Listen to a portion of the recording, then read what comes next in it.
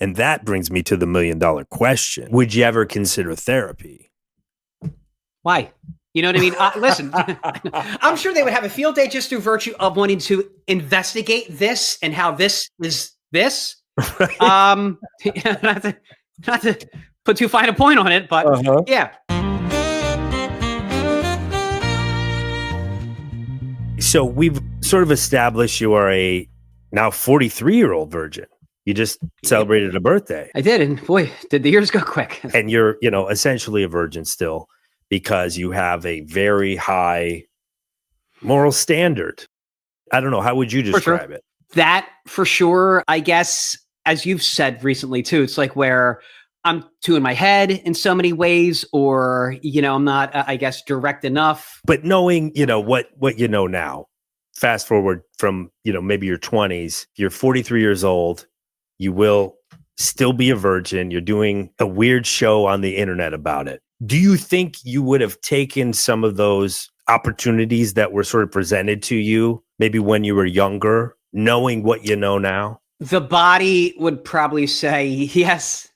Just knowing what I know now. Right. Well, because, I sort of used the analogy before of like, you're looking for a parking space and you keep thinking you're going to find a closer one. And then, the store's closed. Right. So that's not to say that the store is closed, but you're not going to get any closer to the Costco.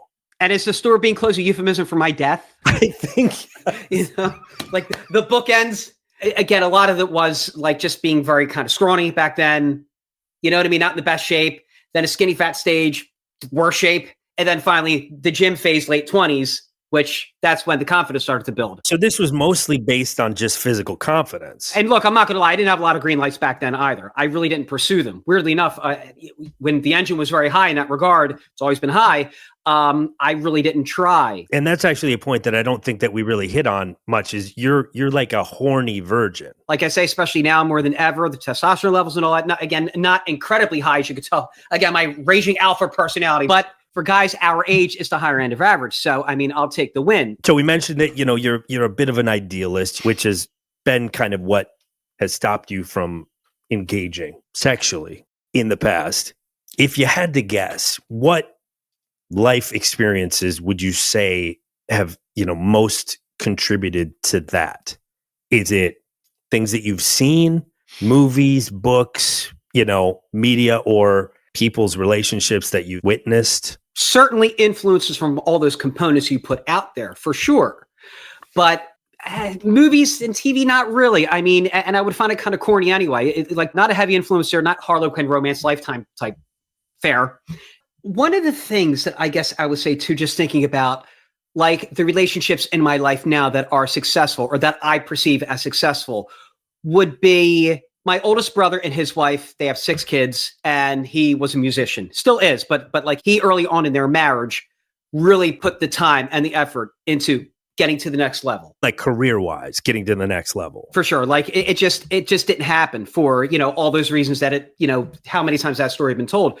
But as they went through that, they went through the growing pains of him trying to get the band to the next level and them starting a family and all that. They're each other's biggest supporters, like they really, you know what I mean? And again, this is just my perception of it, but they still have like the puppy dog love for each other. But that's all to say, like, I admire that they were able to do that again, 30 plus years, and so ups and downs, ebbs and flows in a relationship, but it's like they were always there for each other and they still are. Sure. And then my sister and her husband, they vibe, I would say, in a way that I appreciate humor wise. Good dynamic. Right. And your mother has passed, but your parents had a good relationship too. How many years were they married, or almost 50, 47? Yeah, 47 years. So you're surrounded by successful monogamy, which I think sometimes that can be tricky. It's a blessing and a curse because it's like, here's how to do it, but it's not always that easy to find the person to be the other half to kind of lock in with. For sure. And like, look, I don't know what I don't know. I'm not in their bedrooms. I'm not in their kitchens, but it's just, we're all close. And I guess I should say, though, this entire series has been kind of, why is Matt the way that he is? But I think that this particular conversation or line of questioning has to do with really what were the influences in your life that led us to where we are, which is, kind of a unique situation. Oh no, for sure. And especially among people in my group, my people. Do you refer to them as your people? Only to be corny though. Maybe if this goes somewhere, you could be kind of like, king of the virgins. Hopefully with like retired status soon. Right. But let's talk about your mom. Yeah. Because parents obviously very much set the tone for, for everything. And I want to congratulate you because I sent you a questionnaire about attachment styles. Yeah. And you have very secure attachments. Yeah. Because one of my things was like, well, maybe he's avoiding putting himself out there in that way because he's afraid of rejection. No, and I have. And sometimes it's worked and sometimes it hasn't. So I've had the failures and successes, I guess, in that realm. But no, not to the point where it would like hamstring me or really like make me reclusive or afraid. By no means. Like nobody wants rejection for sure. But it is what it is. To me, it's part of life. As far as your mother, Italian mom, right? Would you say that your mother was an objective person, or were you the kind of kid that could do no wrong? Was she, your kind of classic Italian mother? No. Not everybody loves Raymond. Okay. Yeah. No. God, for a million reasons. No, like, she wasn't that type at all. As I'm told, of course, from the older siblings, I'm the most spoiled, and I wouldn't quibble with that. Okay, so she didn't ruin you in that way. Like, because I think a lot of times the mother creates this sort of zero gravity environment where then the boy actually goes out and is taken down many pegs because he doesn't sort of correlate that the rest of the world doesn't feel the same way about him as, his mother does. Absolutely. Yeah, no, not my case at all. And thank God again. It makes me think if everybody loves Raymond. That's, yeah. And then as far as like what happened when we went window shopping for streetwalkers the other day, just that sort of almost parental instinct where you want to like protect. You must have seen some women wronged at some point in your life. Yeah, like long story short, of course, my mom didn't have the best life for any number of reasons, at least with her family. I guess I couldn't say that doesn't have an influence now, I guess, knowing what I know as an adult. And when we're talking about what she went through, like my mother's side, it was Irish Catholic, extreme poverty, alcoholism, I'm sure abuse. I don't know how there couldn't be abuse in a situation like that. So, I mean, we're talking kind of your classic abuse, philandering, stuff like that. My mother's biological father, was that guy. Like growing up around that's going to affect you for obvious reasons. And then eventually, like my grandmother was somewhat abusive with my mom. And so passed that down to her. And it's hard to get out of that, even though when it's not physical anymore, it can be emotional. And especially like the biological father's side, all garbage individuals for one reason or the other.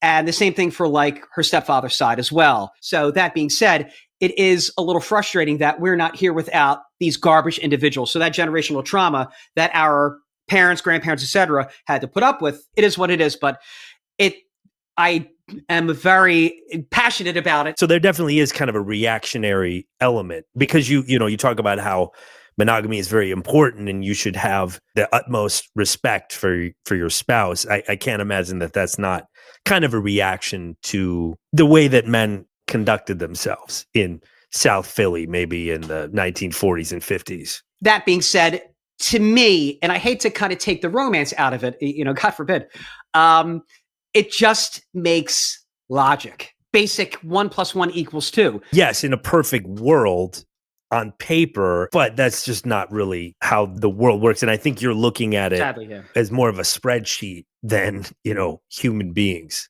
Won't disagree. Caveats to that, though, are me knowing me.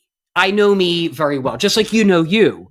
And now I don't know that Matt, who's in a relationship, in a romantic sexual relationship. Right. This is all, mind you, hypothetical. That's all this is. Like, it's all, And you had mentioned at one point, we were talking about your parents, that you were like kind of a pain in the ass kid. And I never really clarified like what you meant. They were in their early 40s when they had me. So different parents in their early 20s when they were having my siblings versus me in their early 40s when my siblings are older. And then, here comes Maddie. Right. High energy, hyper. I was writing from a very young age, and I always loved doing it. I would love talking about it and going on about it. Right. And they were always patient, but you could tell looking back about your parents doing what parents do. And of your siblings, were you kind of the outlier? No. Or is everybody kind of talkers? Yeah, more or less. It's always interesting at family gatherings and get-togethers. That's why, as other people were brought in-laws and the younger generation of my family, when girlfriends or boyfriends are brought into the family, it's almost like you said, cultural shock or whatever the term is, where it's just like, holy smokes, like we're an energy as a family, And I know that you have one brother that's unmarried. Yeah, the only other one. What is kind of his attitude? Does he want to meet somebody? Is he dating? Is he like perpetual bachelor? Never was, a big dater back in the day, and never had like a high libido or high engine in that regard. But it does not have, the energy for a relationship, shall we say, or the opinions or the thought processes that would facilitate a good pairing with him and another woman. Unlike his younger brother, who's somehow simultaneously putting a lot of energy and no energy into meeting someone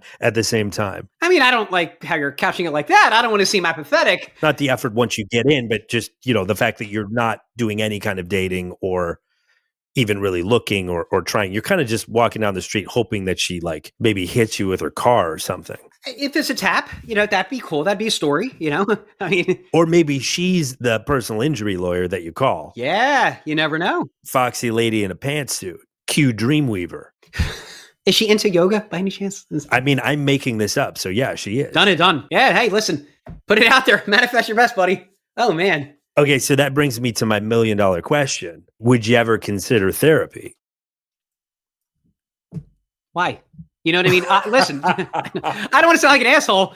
I back in my university days, back in my college days, we did have a counseling center, and I'm not going to lie, I spoke with somebody, but I wouldn't know what I would do now with it. Like I could tell my story. Well, I would say for starters, something like I have crippling OCD that has prevented me from getting in a relationship, and I'm in a prison of my own mind. More the latter, not the former. Again, I don't like how you couch that. That's not me. Believe me. Well, I basically just said the same thing in two different ways. Oh, yeah. No, I know what you mean then. No, for sure. That would just be kind of maybe where I would start. Therapist and I, do we fall in love with each other? I mean, it like that. And I would say this very line of thinking would be a great example of something you'd want to talk to this hypothetical therapist about. I mean, I could just even send them like a transcript or even just a link to this video. Listen, I'm sure they would have a field day just through virtue of wanting to investigate this and how this is this. Right.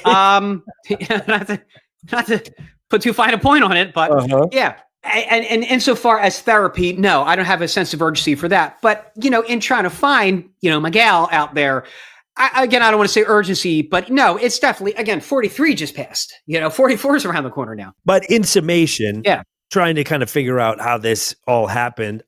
Tell me if you agree. I'm going to say you are one part nature. You're the guy that you are. I mean, your brother is like a different version of it, right? So just genetically, maybe one part a reaction to men that you've seen behaving badly.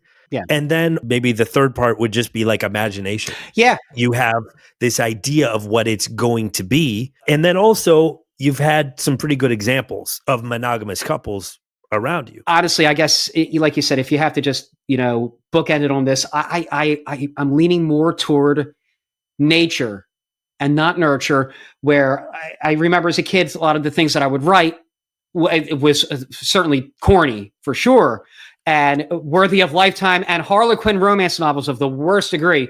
But I remember writing that stuff as a kid. And as we've talked about, like that wasn't necessarily my influence by any means or what I grew up around. But yet it just always made sense to me and appealed to me. And I can't wait for it, man.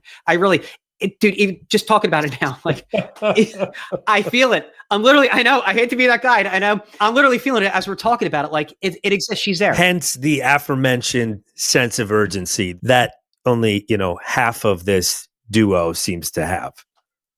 But which one?